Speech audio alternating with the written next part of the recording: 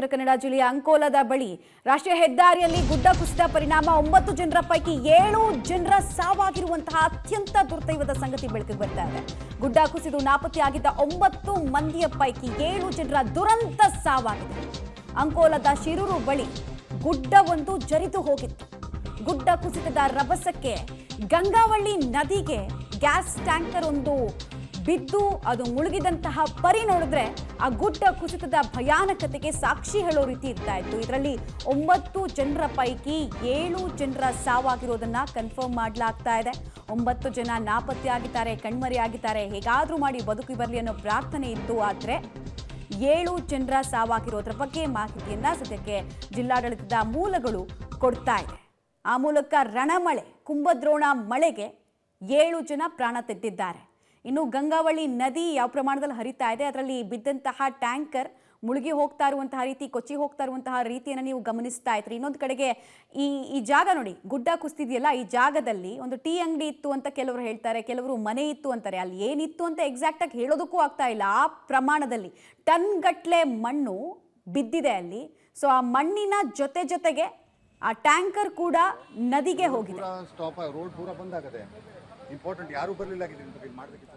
ಅಂಗಡಿ ಮೇಲೆ ಗುಡ್ಡ ಪೂರ್ತಿ ಕುಸಿದು ಬಿಟ್ಟದೆ. ಯಾರು ಬರಲಿಲ್ಲ.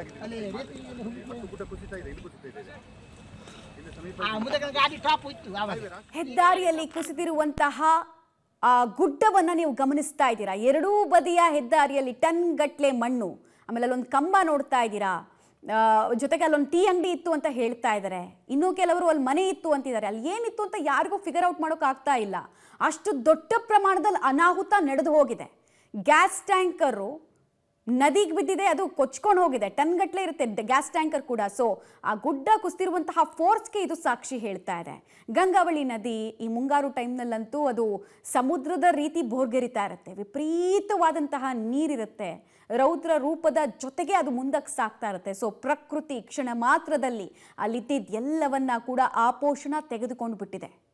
ಗುಡ್ಡ ಕುಸಿತಕ್ಕೆ 7 ಜನರ ದುರಂತ ಸಾವಾಗಿರೋದ್ರ ಬಗ್ಗೆ ಮಾಹಿತಿ ಲಭ್ಯ ಆಗ್ತಾ ಇದೆ. ಇನ್ನೂ ನಂಬರ್ಸ್ ಹೆಚ್ಚಾಗಬಹುದು, ಬಿಕಾಸ್ ಇನ್ನೂ ಸರ್ಚ್ ಆಪರೇಷನ್ ಕಂಟಿನ್ಯೂ ಆಗ್ತಾ ಇದೆ.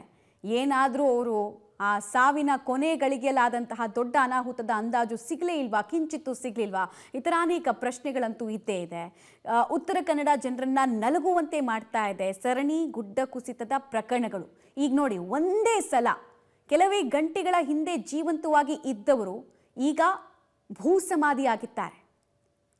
7 ಜನರ ಸಾವಿನ ಬಗ್ಗೆ ಕನ್ಫರ್ಮೇಷನ್ ಸಿಗ್ತಾ ಇದೆ. ಇನ್ನೂ 2 ಮೃತದೇಹದ ಬಗ್ಗೆ ಅಥವಾ ಇನ್ನೂ ನಂಬರ್ಸ್ ಜಾಸ್ತಿ ಆಗುತ್ತಾ ಗೊತ್ತಿಲ್ಲ.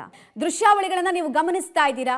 ರಕ್ಷಣಾ ಕಾರ್ಯಾಚರಣೆ ಮಾಡೋದು ಕೂಡ ಅತಿ ದೊಡ್ಡ ಸವಾಲು. ಯಾಕಂದ್ರೆ ಒಂದ್ ಕಡೆಗೆ ನದಿ ಹರಿತಾ ಇದೆ, ಇನ್ನೊಂದು ಕಡೆಗೆ ಹೆದ್ದಾರಿಯಲ್ಲಿ ಟನ್ ಗಟ್ಲೆ ಮಣ್ಣು ಬಿದ್ದಿದೆ.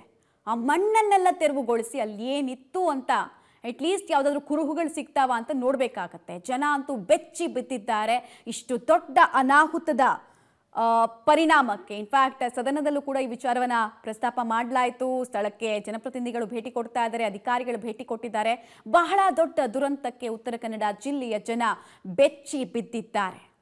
ಗುಡ್ಡ ಕುಸಿತಕ್ಕೆ ಸಾಮಾನ್ಯವಾಗಿ ನಾನಾ ಕಾರಣಗಳಿರುತ್ತೆ. ಒಂದು, ಆ ಭಾಗದಲ್ಲಿ ನಿರಂತರವಾಗಿ ಮಳೆಯಾಗಿ ಮಣ್ಣು ಸಡಿಲಗೊಂಡು ಈ ರೀತಿ ದುರಂತ ಆಗೋದು, ಅಥವಾ ಮೇಲ್ಭಾಗದಲ್ಲಿ ಆ ಗುಡ್ಡದ ಮೇಲ್ಭಾಗದಲ್ಲಿ ಅವೈಜ್ಞಾನಿಕ ಕಾಮಗಾರಿಯನ್ನ ಮಾಡಿದ್ರೆ ಅದರ ಫಲವನ್ನ ಯಾರೋ ಅಮಾಯಕರು ತೆತ್ತಿರುವಂತಹ ಅನೇಕ ಘಟನೆಗಳು ಕೂಡ ನಮ್ಮ ಕಣ್ಮುಂದೆ ಸಿಗುತ್ತೆ. ಸೊ 2-3 ರೀಸನ್ಸ್ ಇರುತ್ತೆ ಗುಡ್ಡ ಕುಸಿತ ಆಗೋದಕ್ಕೆ. ಸೊ ಇಲ್ಲಿ ಏನು ರೀಸನ್ ಇತ್ತು ಅನ್ನೋದ್ರ ಬಗ್ಗೆ ನಮಗೆ ಮಾಹಿತಿ ಸಿಗಬೇಕಾಗಿದೆ.